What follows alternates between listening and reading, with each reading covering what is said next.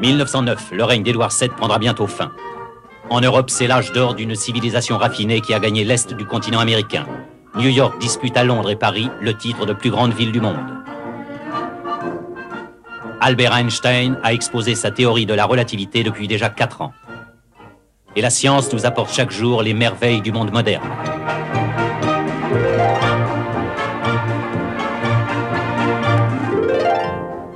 La culture, les arts fleurissent à New York.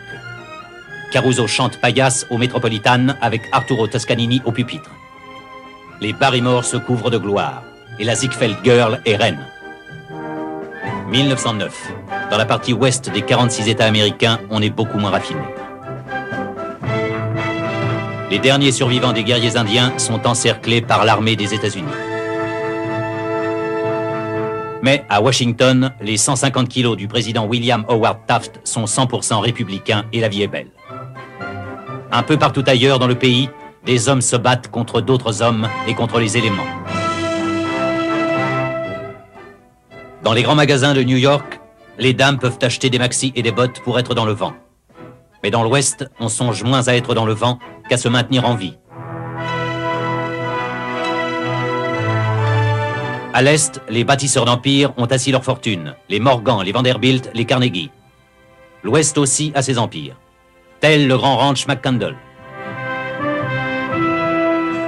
Mais pour conserver de tels domaines, il ne faut manquer ni d'hommes ni de fusils. Le club de football Notre-Dame, avec le célèbre Knut Rockne, se hisse à la première place. Tandis qu'en Arizona, une autre équipe, celle des Rangers, a fort à faire pour maintenir la paix. Anna Pavlova, danseuse étoile des ballets russes, danse le lac des cygnes. Dans les saloons du Klondike, les danseuses professionnelles ont un style différent. Aux environs de 1909, la photographie n'étonne plus personne. Mais à la suite des Frères Lumière, le cinéma américain est né avec La Grande Attaque du Train. Tandis que ce drame réaliste passait sur les écrans, 9 cavaliers traversaient le Rio Bravo au Texas.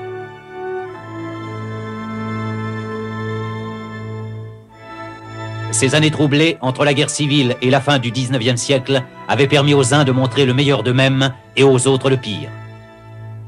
Par exemple, O'Brien, un métis apache né d'une mère chiricahua et d'un père irlandais, un professionnel du tir au fusil, un des derniers de sa classe. Pop Dawson, acolyte des frères James au Kansas et au Missouri, réputé avoir tué plus d'une douzaine d'hommes, dont l'un pour une bagatelle de $7. Le troupier, nom officiel inconnu, spécialiste du tir dans le dos, un lâche, prétendant avoir servi un certain temps dans la cavalerie, mais sans en avoir jamais apporté la preuve. William Fenn, le plus jeune des frères Fenn, son arme préférée, un fusil de chasse Greener. Il aime tirer à bout portant pour voir jaillir le sang.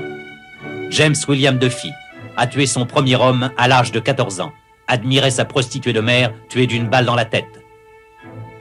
William de Vries, le petit Billy, atteindra bientôt ses 21 ans. L'histoire dira que cette expédition a été la première de sa carrière de hors-la-loi.